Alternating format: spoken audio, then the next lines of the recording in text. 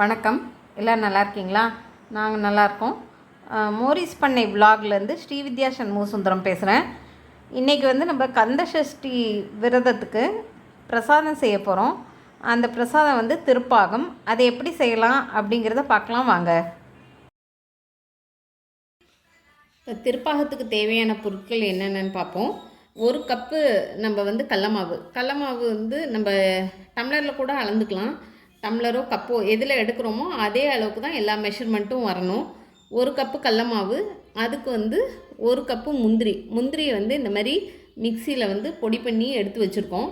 இது பொடிச்சது ஒரு கப்பு, ஒரு கப்பு கடலமாவுக்கு ஒரு கப்பு பொடிச்ச முந்திரி, 2 கப்பு வெல்லம், அரை கப்பு நெய், 2 கப்பு பால், இது வறுத்து போடுறதுக்காக முந்திரி உடைச்சது, ஏலக்காய் தூள்.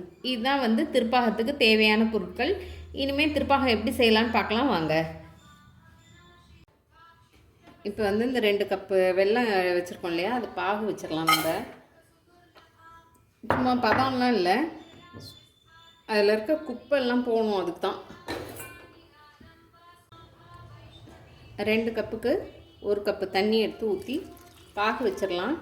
இது சுத்தமாக இந்த தூசி இதெல்லாம் வடிகட்டுறதுக்காக தான். இது பாகு பதம்லாம் ஒன்றும் இல்லை. இப்போ 1 கப்பு நம்ம கடலமாவு எடுத்துருக்கோம் இல்லையா, அதை நம்ம மிதமான தீயில் வச்சு வறுத்துடலாம்.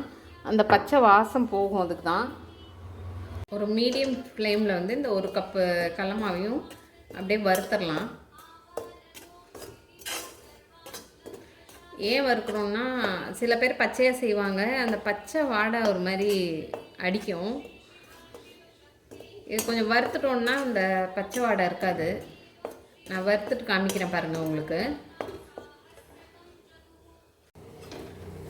நல்லா வாசம் வருது. இப்போ கடலமாவு இந்த அளவு வறுத்தா போதும். அடுப்பு ஆஃப் பண்ணிட்டு இதை எடுத்து ஆற வச்சிடணும். இப்போ கடலமாவு நல்லா ஆறிடுச்சு. இப்போ முந்திரி பருப்பு பொடி பண்ணி வச்சுருந்தோம் இல்லையா, இதை இப்போ போட்டுக்கலாம். நம்ம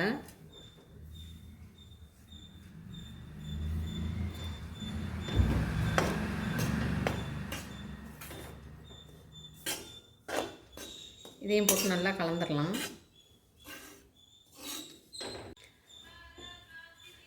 இப்போ நம்ம இந்த ஏலக்காய் தூள் எடுத்து வச்சுருந்தோம் இல்லையா, அந்த ஏலக்காய் தூள் போட்டுடலாம்.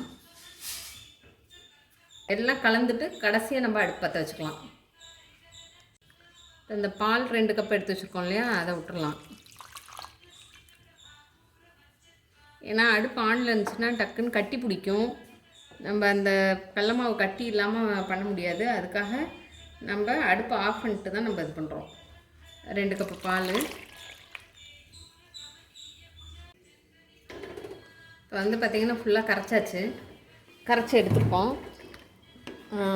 இது இந்த மாதிரி இதெல்லாம் முந்திரி பருப்பு. இந்த முந்திரி பருப்பு நம்ம பொடிச்சோம் இல்லையா, அதுதான். மற்றபடி மாவு ஒன்றுமே இல்லை. இப்போ இதில் ஒரு 4 ஸ்பூன் நெய் எடுத்து வச்சுருக்கோம் இல்லையா, அரை கப்பில், அதில் ஒரு 4 ஸ்பூன் நெய் நம்ம இதில் விட்டுறோம்.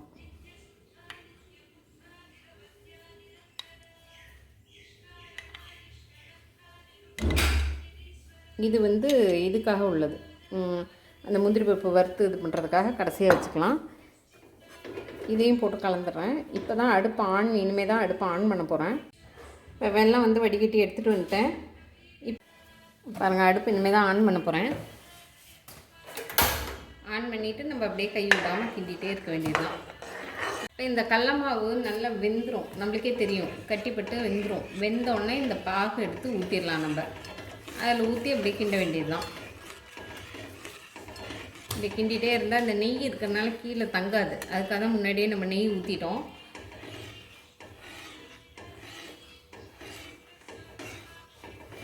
இப்போயே கெட்டிப்படுத்து பாருங்கள்.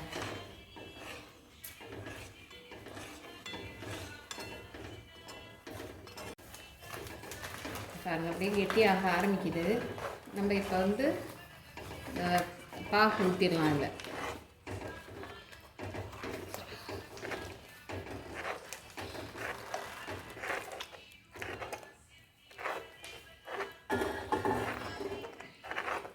மீடியம் ஃப்ளேமில் வச்சு நம்ம இப்படியே கிண்டிகிட்டே இருக்கணும். கிண்டிகிட்டே இருந்தோம்னா நல்லா அந்த பாகு வெல்லத்துக்கும் இதுலேயும் வெந்து நல்லா வந்துடும்.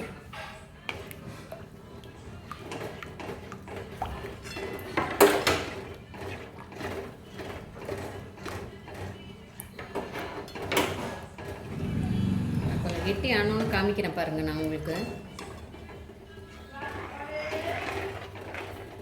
இந்த பாருங்கள் அப்படியே நல்லா கெட்டி ஆகிட்டு வருது. மீடியம் ஃப்ளேமில் தான் வச்சுருக்கோம். நான் இப்போ வீடியோ ஆன் பண்ணுறதுக்காக அடுப்பு ஆஃப் பண்ணேன். பாருங்கள் அப்படியே ஓரளவு கெட்டி ஆகிடுச்சு பாருங்கள். இன்னும் அப்படியே கெட்டி ஆகிட்டே இருக்கும். அப்படியே கெட்டி ஆகிக்கிட்டே நல்லா அல்வா மாதிரி வந்துடும். இதில் வந்து இதுக்கு பதிலாக வெல்லத்துக்கு பதிலாக சுகர் போடுவாங்க. நான் வெல்லம் தான் போடுவேன். சுகரும் போடலாம். அதுக்கு 2.5 கப்பு ஜீனினா 2.5 கப்பு, வெல்லம்னா 2 போதும். சூரசம்ஹாரத்துக்கு இது வச்சா நல்லது தான். ஆனால் இதுதான் வைக்கணுங்கிற கட்டாயம் இல்லை. அவங்களுக்கு என்ன முடியுமோ, என்ன வசதியோ, வேலைக்கு போகிறவங்க எல்லோரும் இருப்பாங்க. அவங்களுக்கு என்ன தோணுதோ, என்ன முடியுதோ அதை வைக்கலாம். ஒரு டம்ளர் பால் வச்சு கூட நைவேத்தியம் பண்ணிடலாம். இதுதான்ட்டு இல்லை பாருங்கள். இப்போயே நல்லா கெட்டியாகி வருது பாருங்கள்.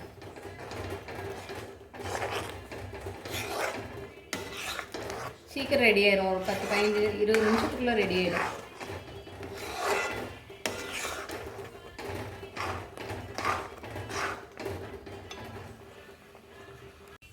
பாருங்கள் முந்திரி பருப்பு வறுத்துட்டு இருந்தாச்சு. அதை போட்டுடலாம் அப்படியே.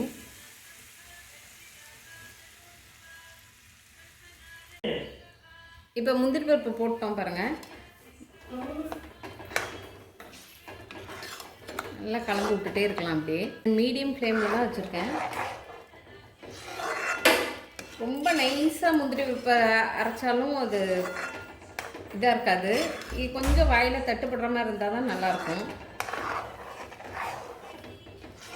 சட்டியில் ஒட்டாமல் வரணும். அல்வா மாதிரி சட்டியில் ஒட்டக்கூடாது. இன்னும் ஒரு 5 நிமிஷம் இருக்கணும். உங்களுக்கு காமிக்கிறேன் பாருங்கள். நல்லா ரெடியானோன்னு காமிக்கிறேன் பாருங்கள். கரெக்டாக இது 1 டம்ளர் 200 கிராம் தான். ஆனால் எவ்வளோ வந்திருக்கு பாருங்கள். நிறைய காணும். இந்த கடல மாவு, முந்திரி பருப்பு எல்லாம் சேர்ந்தாலே நல்லா காணும். அதனால் எப்போ செஞ்சாலும் நம்ம கொஞ்சம் பெரிய பாத்திரமாக தான் வச்சுக்கணும். மாவுன்னு பார்க்கும்போது கம்மியாக தான் இருந்துச்சு.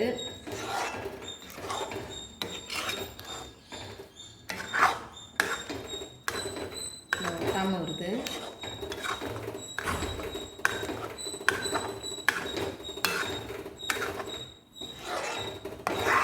நல்லா தெரியுது. கைக்கு கெட்டியாக வருது தெரியுது.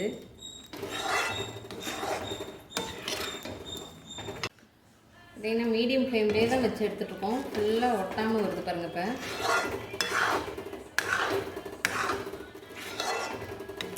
அவ்வளோதான்.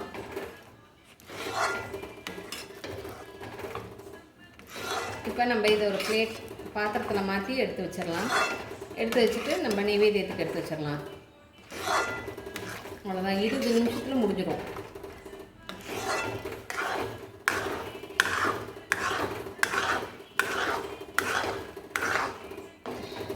அவ்வளோதான், முடிஞ்சிடுச்சு.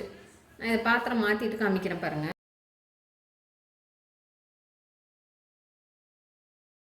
இப்போ திருப்பாகம் நம்ம வந்து செஞ்சுருக்கோம். அதான் இப்போ ஈவினிங் நைவேத்தியம். இப்போ நான் சாமி கும்பிட்டுட்டு உங்களுக்கு நைவேத்தியம் பண்ணி தீபாவளி நான் காமிச்சு முடிச்சுட்டு உங்களுக்கு காமிக்கிறேன் பாருங்கள். இப்போ தீபாவளி பண்ணி திருப்பாகம் நைவேத்தியம் பண்ணியாச்சு பாருங்கள். திருப்பாகம் வந்து இப்போ சாமிக்கு நைவேத்தியம் பண்ணி எடுத்து வச்சாச்சு. இப்படி தான் இருக்கும் திருப்பாகம். சுகர் ஜீனி போட்டிங்கன்னா நல்லா இன்னும் கெட்டியாக வரும். இது வந்து ட்ரெடிஷ்னல் வந்து நம்ம வெல்லம் போடுறது தான். வெல்லம் போட்டால் இந்த மாதிரி தான் வரும். டேஸ்ட் ரொம்ப நல்லா இருக்குது. நைவேத்தியம் பண்ணி விரதம் வந்து இதுதான் ஃபஸ்ட்டு சாப்பிட்றோம். இதுக்கப்புறம் தான் டிஃபன் சாப்பிடுவோம் நைட்டு. இப்போ வந்து இந்த ரொம்ப அருமையாக இருக்குது டேஸ்ட்டு. நீங்கள் வீட்டில் செஞ்சு பாருங்கள். இந்த பிரசாதம் ஈஸி தான், நல்லாயிருக்கும். இந்த மாதிரி தான் பாருங்கள், இந்தளவு இருக்கும். திருப்பாகம் வந்து நீங்கள் வீட்டில் இது மாதிரி செஞ்சு பாருங்கள். பிரசாதம் எல்லா சாமிக்குமே இந்த திருப்பாகம் செய்யலாம். முருகனுக்கு கொஞ்சம் விசேஷமாக இருக்கும்.